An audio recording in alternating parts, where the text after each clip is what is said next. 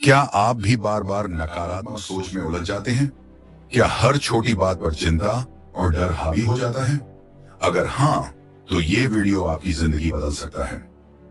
आज हम बात करने वाले हैं एक ऐसी किताब की जो सिखाती है कैसे नकारात्मक सोच को रोका जाए और अपने दिमाग को पॉजिटिविटी की ओर मोड़ा जाए। तो चलिए सीखते हैं स्टॉप नेगेटिव थिंकिंग। किताब से कुछ ऐसे सरल लेकिन शक्तिशाली तरीके जो आपके सोचने का तरीका ही बदल देंगे। क्या आपने कभी महसूस किया है कि आपका मन खुद ही आपके खिलाफ साजिश कर रहा है? जैसे ही कोई छोटी सी बात गलत होती है, अचानक से दिमाग में हजारों नकारात्मक ख्याल दौड़ने लगते हैं। मैं कभी कुछ ठीक से नहीं कर पाता, लोग मुझे पसंद नहीं करते, जरेनिया शायद मैं ही गलत हूं। स्टॉप नेगेटिव थिंकिंग किताब का पहला अध्याय बिल्कुल इसी दर्द से शुरुआत करता है। यह अध्याय हमारे सबसे पुराने और सबसे खतरनाक दुश्मन की पहचान कराता है, हमारे अपने विचार। ये विचार जो दिखते तो सिर्फ सोच की तरह हैं, लेकिन असल में ये वो चुपचाप बढ़ती जंजीरें हैं जो हमें अंदर ही अंदर तोड़ती रहती हैं।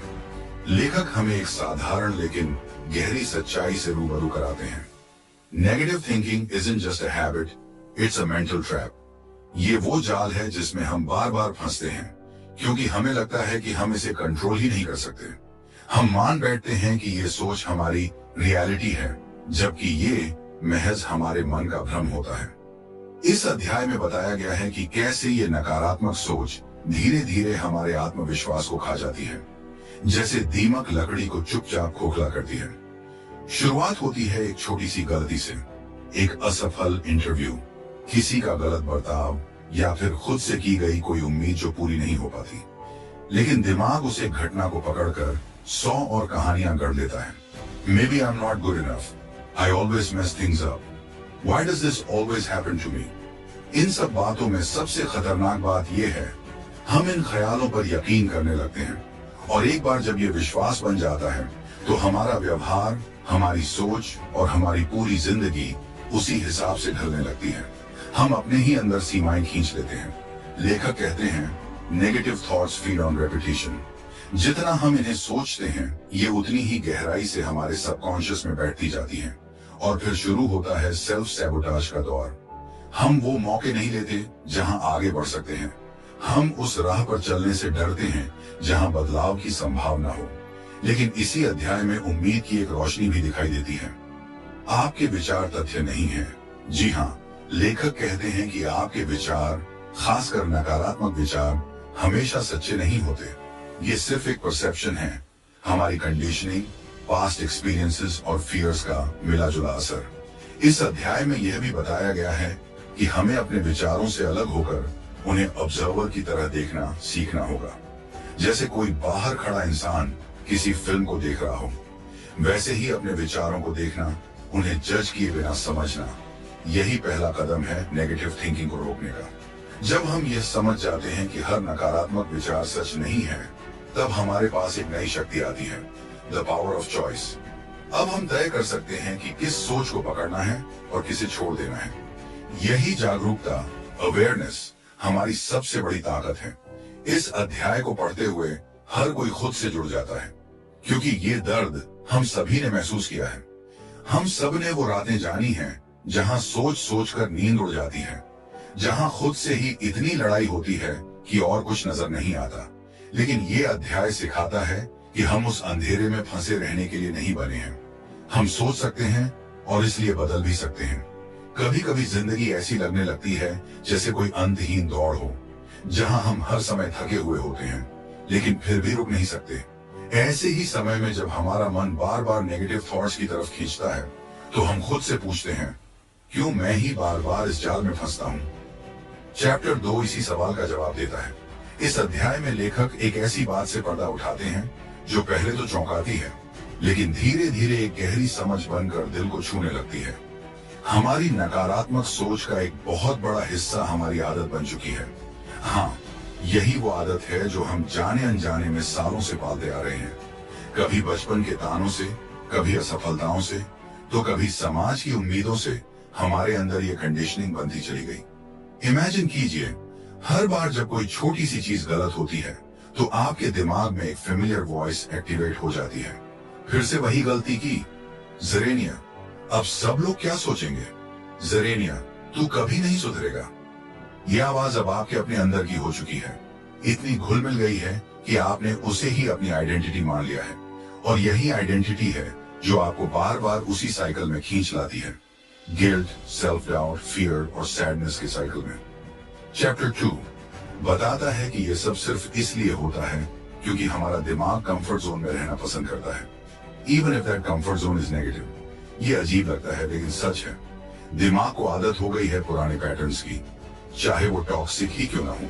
इसलिए जब भी हम बदलाव की कोशिश करते हैं, जैसे ही कुछ नया सोचते हैं या महसूस करते हैं, दिमाग डर जाता है और कहता है, वापस चलो वहीं जहां हम सालों से हैं। लेखक ब्यूटीफुली एक्सप्लेन करते हैं कि ये नकारात्मक सोच केवल एक विचार नहीं होती, ये एक इमोशन बन चुकी होती है। और इमोशंस का सबसे बड़ा असर होता है हमारे शरीर पर। हमारी हार्ट रेट तेज हो जाती है, सांसें भारी लगती हैं और एक अजीब सी बेचैनी अंदर पलने लगती है। तब हम उस इमोशन से बचने के लिए फिर से उसी सोच में लौट आते हैं, एक विशियस सर्कल जो कभी खत्म नहीं होता। लेकिन इस अध्याय में एक हीलिंग ट्रूथ भी छुपा है, awareness is the beginning of freedom. जब आप पहली बार इस बात को समझने लगते हैं कि आपकी नकारात्मक सोच सिर्फ एक पुरानी आदत है, कोई सच्चाई नहीं, तो कुछ अंदर से हल्का लगने लगता है, जैसे किसी ने आपके कंधे से बहुत पुराना बोझ उतार दिया हो। चैप्टर 2 में लेखक रीडर्स को एक जेंटल रिमाइंडर देते हैं, you are not broken, you are just wired a certain way and wiring can be changed. ये पंक्तियां उन लोगों के लिए हैं जो खुद को लेकर हार मान चुके हैं, जो सोचते हैं कि अब मुझसे नहीं होगा। लेखक कहता है, होगा, लेकिन उसके लिए आपको पहले यह स्वीकार करना होगा कि आपकी सोच आपकी अपनी बनाई हुई है और आप ही इसे बदलने की शक्ति रखते हैं। यह अध्याय सिर्फ नकारात्मक सोच की वजह नहीं बताता, ये एक उम्मीद जगाता है। यह सिखाता है कि हर बार जब आप खुद को नीचा महसूस करते हैं, तब आप चॉइस कर सकते हैं कि क्या आप फिर उसी पुराने पैटर्न को चुनेंगे या एक नई सोच की तरफ बढ़ेंगे, क्योंकि अंत में हमारे विचार ही हमारी दुनिया बनाते हैं। कभी कभी ऐसा लगता है जैसे हमारे अंदर दो इंसान रहते हैं, एक जो हमें सपने देखने, आगे बढ़ने और खुद से प्यार करने के लिए कहता है, और दूसरा जो हर बार फुसफुसाकर कहता है, तू इतना अच्छा नहीं है। ज़ेरेनिया, कहीं फिर से फेल हो गया तो? ज़ेरेनिया, लोग क्या कहेंगे? और अक्सर हम उस दूसरे इंसान की बात मान लेते हैं, सिर्फ इसलिए क्योंकि वो आवाज ज्यादा तेज, ज्यादा बार और ज्यादा सच्ची लगती है। चैप्टर 3 इसी इनर कॉन्फ्लिक्ट को सामने लाता है, वो जंग जो हम हर दिन अपने भीतर लड़ते हैं और अक्सर हार भी जाते हैं, बिना ये समझे कि लड़ाई बाहर नहीं, अपने खुद के पर्सपेक्टिव से है। इस अध्याय में लेखक हमें एक आईने के सामने खड़ा करते हैं, पर ये आईना हमारे चेहरे का नहीं, हमारे दिमाग के लेंस का है।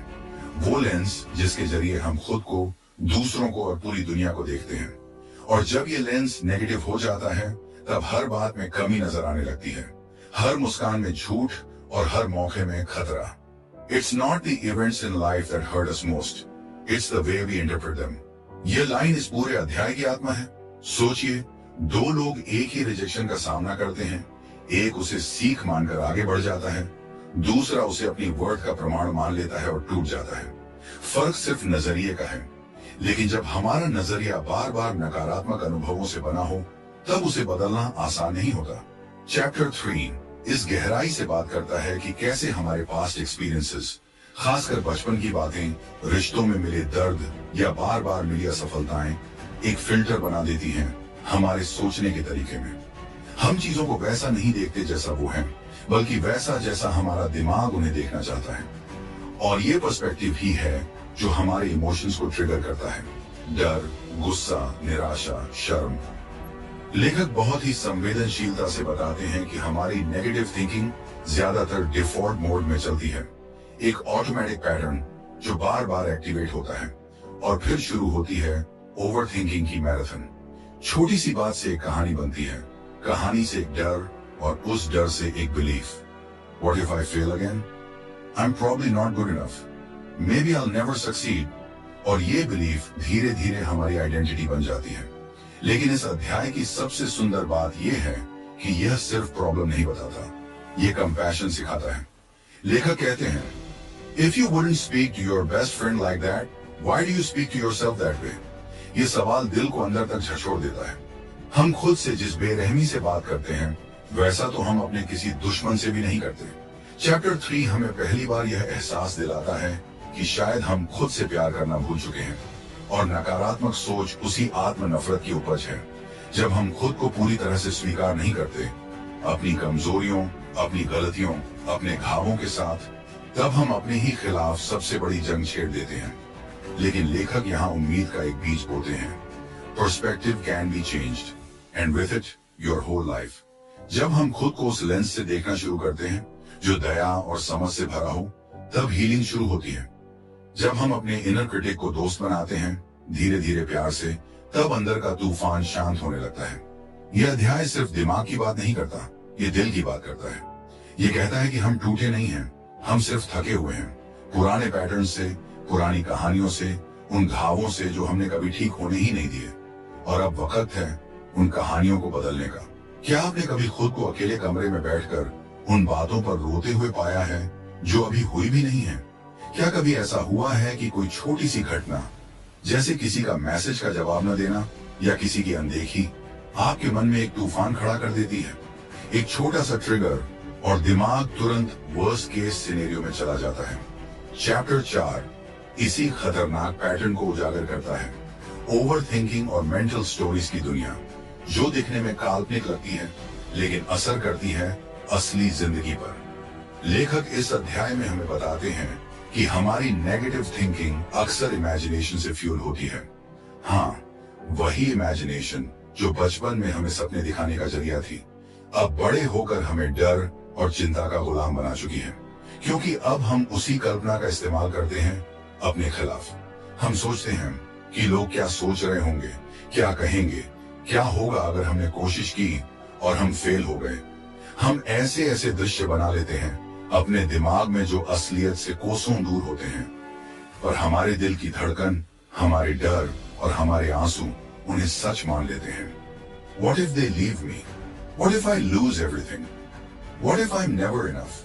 ये सवाल नहीं होते, ये मानसिक जेलें होती हैं, और हम खुद ही अपने कैदी भी होते हैं और जेलर भी। चैप्टर 4 बड़ी संवेदनशीलता से समझाता है कि हमारे दिमाग को सर्टेनिटी चाहिए, उसे जवाब चाहिए, डायरेक्शन चाहिए, और जब उसे बाहर से कुछ नहीं मिलता तो वो खुद ही कहानी गढ़ लेता है, चाहे वो कितनी भी पेनफुल क्यों ना हो, क्योंकि दर्द भी कभी कभी अस्पष्टता से बेहतर लगता है। लेखक यहाँ एक बहुत सूक्ष्म लेकिन गहरा संदेश देते हैं। हमें लगता है कि सबसे खराब नहीं क्योंकि यह सच है, लेकिन क्योंकि यह हमें तैयार करता है कि हमें चोट नहीं लगेगी। यानी हम बुरे की कल्पना करते हैं ताकि जब असलियत में कुछ गलत हो तो हम उतना टूटे नहीं। लेकिन क्या वाकई हम नहीं टूटते, या हम हर दिन हर घंटे उस डर में जीकर पहले ही थोड़ा थोड़ा मर चुके होते हैं? इस अध्याय में लेखक एक ऐसी आदत को पहचानने में मदद करते हैं जो हमारे अंदर गहराई से बैठी होती है, सेल्फ सबॉटेज। हम सक्सेस से पहले ही खुद को फेल मान लेते हैं, प्यार मिलने से पहले ही खुद को अनलाउड सोच लेते हैं, और कोशिश से पहले ही हार मान लेते हैं। और ऐसा हम बार बार करते हैं, बार बार। चौथी कक्षा हमें यह भी सिखाती है कि यह सब इसलिए होता है क्योंकि हम अपने विचारों को एब्सोल्यूट ट्रूथ मान बैठते हैं। हम सोचते हैं कि जो हम महसूस कर रहे हैं वही हकीकत है। लेकिन लेखक बार बार रिमाइंड करते हैं, thoughts are not facts, they are just thoughts. ये लाइन जितनी साधारण लगती है उतनी ही ट्रांसफॉर्मेटिव है। जब हम अपने हर डर को, हर शक को, हर सवाल को सच मानना छोड़ते हैं, तब हीलिंग शुरू होती है। तब हम अपने दिमाग को मास्टर बनाना शुरू करते हैं, न कि उसका गुलाम बने रहते हैं। चैप्टर 4 में एक और ब्यूटीफुल एस्पेक्ट है, प्रेजेंट मोमेंट की शक्ति। लेखक कहते हैं कि ओवर थिंकिंग हमेशा पास्ट या फ्यूचर में होती है, लेकिन हीलिंग सिर्फ अब में होती है। और जब हम अब में आते हैं, अपने शरीर की सांसों को महसूस करते हैं, आसपास की आवाजों को सुनते हैं, अपने दिल की धड़कन को पहचानते हैं, तब एक छोटी सी शांति की किरण महसूस होती है। और वही शांति हमारी नकारात्मक सोच का पहला इलाज बन सकती है। यह अध्याय हमें समझाता है कि हम अपने वर्स्ट एनिमी नहीं, बल्कि मिसअंडरस्टूड फ्रेंड हैं। हम बस इतना चाहते हैं कि कोई हमें समझे, और सबसे पहले वो कोई हम खुद हों। कुछ जख्म ऐसे होते हैं जो दिखते नहीं, लेकिन हर दिन हमें थोड़ा थोड़ा खा जाते हैं। ऐसे जख्म जो बाहर नहीं, हमारे अंदर हैं, और उनमें सबसे खतरनाक है सेल्फ क्रिटिसिज्म, यानी खुद की आलोचना। चैप्टर 5 हमें हमारे सबसे चुप लेकिन सबसे गहरे दुश्मन से मिलवाता है। वो आवाज जो हम हर दिन अपने अंदर सुनते हैं लेकिन कभी पहचान नहीं पाते। वो आवाज जो कहती है, तू हमेशा सब खराब करता है, देख फिर से फेल हो गया, तू काबिल नहीं है, तुझसे नहीं हो पाएगा। ये वो इनर डायलॉग है जो धीरे धीरे हमारे कॉन्फिडेंस को खा जाता है, हमारे सपनों को दबा देता है और हमें अपनी ही नजरों में छोटा बना देता है। चैप्टर 5 यही बताता है कि कैसे हम खुद के सबसे बड़े दुश्मन बन चुके हैं। और शायद सबसे दुखद बात यह है कि हमें पता भी नहीं चलता कि हम ये कब से कर रहे हैं। कभी बचपन के तानों से, कभी स्कूल में मिली अस्वीकृति से, कभी रिश्तों की टूटन से। हमने अपने अंदर एक ऐसा क्रिटिकल वॉइस बना लिया है जो हर गलती पर हमें सजा देता है। लेखक बड़े ही सरल लेकिन असरदार शब्दों में कहते हैं, You wouldn't tolerate someone else speaking to you the way you speak to yourself। और यही बात दिल को चीर जाती है, क्योंकि अगर कोई बाहर का इंसान हमें इतना नीचा दिखाए तो हम उसे रिश्ता तोड़ दें, लेकिन जब वही जहर हम खुद को पिलाते हैं तो उसे नॉर्मल मान लेते हैं। चैप्टर 5 हमें यह सिखाता है कि सेल्फ कंपैशन कोई लग्जरी नहीं, ये जरूरत है। जब तक हम अपने अंदर के आलोचक को पहचान कर उसे शांत करना नहीं सीखते, तब तक हम कितनी भी सक्सेस पालें, अंदर से हमेशा खाली ही महसूस करेंगे। लेखक बताते हैं कि सेल्फ क्रिटिसिज्म की सबसे खतरनाक बात यह है कि यह प्रोग्रेस को स्लो नहीं करता, कंप्लीटली स्टॉप कर देता है। क्योंकि जब आप खुद पर भरोसा ही नहीं कर पा रहे हो तो कैसे कोई सपना देखें, कैसे किसी मौके को पकड़ें, कैसे खुद के लिए खड़े हो पाएं। 5वें अध्याय में एक और गहरी बात कही गई है, आपके विचार आपकी आत्म छवि बन जाते हैं। यानी जो आप बार बार सोचते हैं वो इवेंचुअली आपका ट्रूथ बन जाता है। और जब हम हर रोज खुद को बेकार, असफल या अयोग्य समझते हैं तो हमारा सबकॉन्शियस माइंड उसी इमेज को एक्सेप्ट कर लेता है और वही हमारा व्यवहार, हमारे डिसीजंस और हमारा फ्यूचर बनाता है। लेकिन इस दर्द के बीच इस अध्याय में उम्मीद की एक रोशनी भी है। लेखक कहते हैं कि सेल्फ क्रिटिसिज्म को खत्म करने का पहला कदम है अवेयरनेस। जब आप उस इनर वॉइस को पहचान लेते हैं, जब आप उसे पकड़ कर कहते हैं, रुको, ये मैं नहीं हूं, ये बस मेरी कंडीशनिंग है, तब पहली बार आप खुद को उस दर्द से अलग करना शुरू करते हैं।